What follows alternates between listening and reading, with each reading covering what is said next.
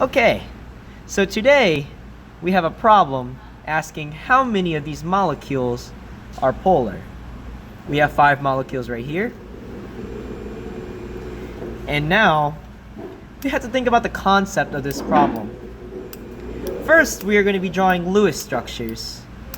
Lewis structures will show us what will the molecules look like. We will also be looking at partial charges, which will show you the bond dipoles. After that, we are going to be looking at the molecular dipoles. And if the molecule has a net dipole, that means it is going to be polar. But if the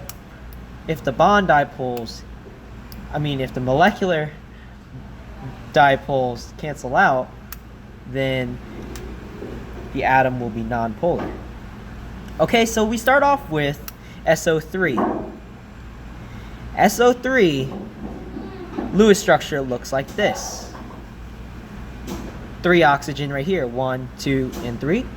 And our center atom is sulfur right here.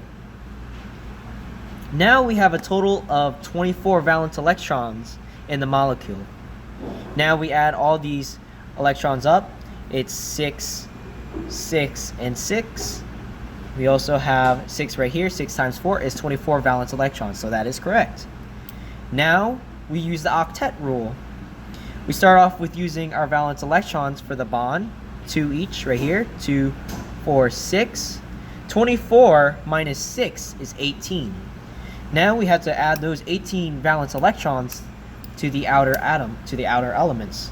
Right here are oxygen, 2, 4, 6, 8, 10, 12, 14, 16, and 18.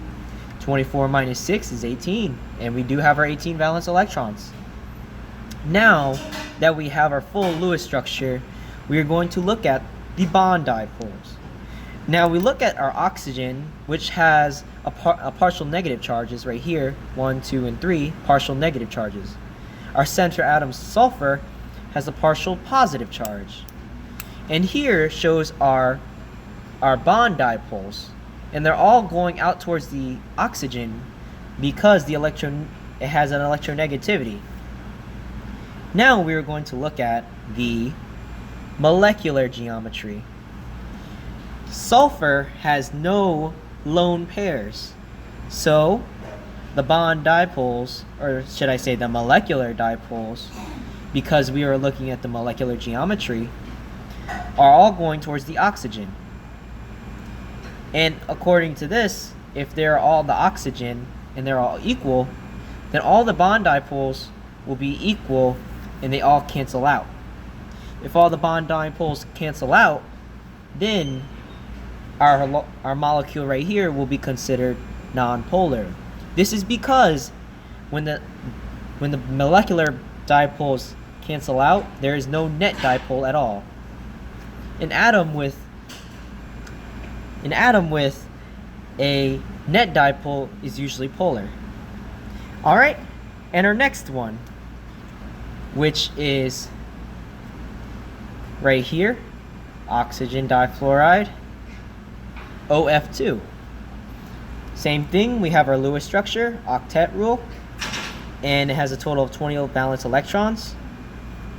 2, 4, 6, 8, 10, 12, 14, 16, and our extra electrons will go on our center atom right here. 18, 20. 2, 4, 6, 8, 10, 12, 14, 16, 18, 20. 20 valence electrons. And now we look at our molecular geometry of the atom. Right here, it shows that our oxygen in the middle, our 2 lone pairs coming back from here with our Lewis structure, and then we have our 2 bonded fluorine. Alright, right here. And when you look at the molecular geometry, we are including these lone pairs. And when we do, there's the dipole towards fluorine right here, and it has a net dipole going down So that means it is going to be polar. And then for our next one, right here, beryllium dichloride, we have our total valence electrons of 16 electrons. Let's double check. 2, 4, 6, 8, 10, 12, 14, 16. So there will be no lone pairs right here on our beryllium. Now we look at our molecular geometry, which is right here where chlorines are bonded to our one beryllium. And then the bond dipoles, as well as the molecular dipole, shows that each chlorine has a partial charge, a partial negative charge, and the beryllium has a partial positive. But it is going to be split into two, and that means it has equal bond angles. That means this one has a linear geometry, and they're identical on each side, which means that the dipoles cancel out. This means that beryllium dichloride will be considered nonpolar. Let's go to our next one. Right here, carbon tetrachloride. Now we have a total of 32 valence electrons because chloride has 7 electrons, and 7 times 4 is 28. 28 plus 4 valence electrons from carbon equals 32, so a total of 32 valence electrons. Now that we have 32 valence electrons, let's double check that. 2, 4, 6, 8. 2, 4, 6, 8.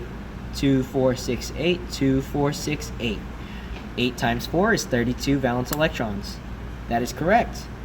Now that we look at our bond dipole right here of carbon tetrachloride right here, all the chlorine have a partial negative charge.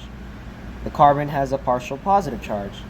All these bond dipoles are showing that the force is going towards chlorine, and it's all split. That shows our molecular geometry right here, and basically it shows a tetrahedral molecular geometry. And this means that it has an equal bond angles of 109.5. So each angle on this molecule is 109.5. And if that means that all the identical bond angles are the same, then that means that all of them will cancel out. If all of them are canceled out, that means that this molecule will be nonpolar. This is our last molecule. It's O3 right here, and that's also known as ozone. So that there's 3 oxygens bonded together. Right here, here's our Lewis structure, and it total has 18 valence electrons. And 3 oxygen, each oxygen has 6. 6 times 3 is 18. So that is how much our total valence electrons are. Now we draw a Lewis structure. Let's double check. We have our first 2 bonds, 2, 4. 4 minus 18 is 14. We have 14 free electrons left to put on the oxygens. With our octet rule, let's complete it. 2, 4, 6, 8, 10, 12, and then our middle, our last couple free electrons will go in the middle right here. This is our middle oxygen. But the thing is, the octet rule says that we have to have the center atom with a total of 8 valence electrons, and that's not going to work out. So what we can do is move this and share the electrons between the outer oxygen and the inner oxygen. And this will create a double bond. This is what we call a resonance structure right here, where we can have one of the outer oxygens having a double bond right here, or we can have the other oxygen having a double bond towards the middle oxygen right here. Both of the outer oxygens have a partial negative charge, and the center oxygen has a partial positive charge. Now let's look at the molecular dipole. Okay, so our oxygen is right here, but do not forget that there's a lone pair for the center oxygen, going back to the Lewis structure right here. And then we have one of our oxygens with a double bond right here.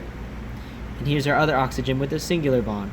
Same thing with the other. This is the either or. Right.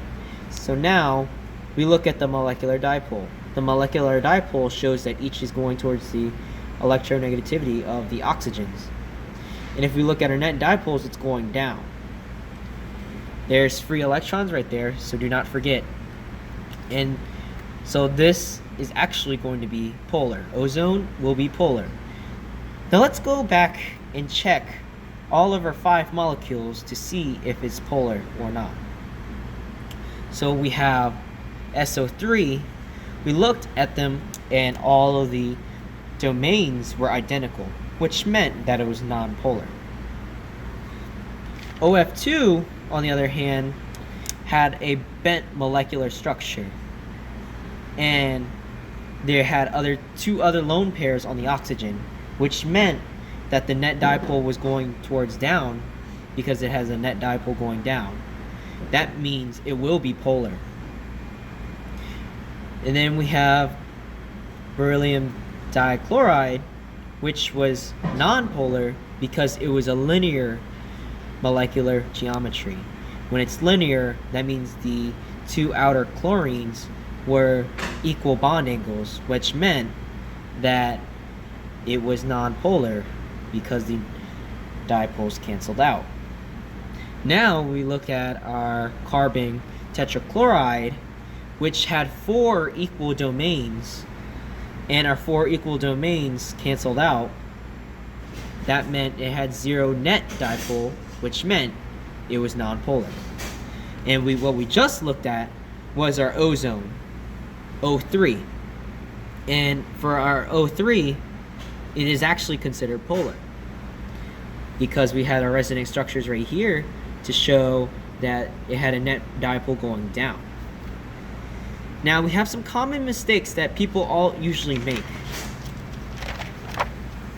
Some common mistakes people make is that when people look at the molecular geometry of some molecules, they don't look at the lone pairs right here. And when lone pairs are included, that means that some people could have really thought this would have been linear, but you have to not forget that there's free electrons. The free electrons show you that there are lone pairs and show you that it's bent instead of linear. So make sure you do not forget that right here, the lone pairs do matter because it does change the shape of the molecule. Same thing with the ozone right here. O3. We had our lone pair and we could not forget that. Otherwise, we would have thought that it could have been linear. And there you have it.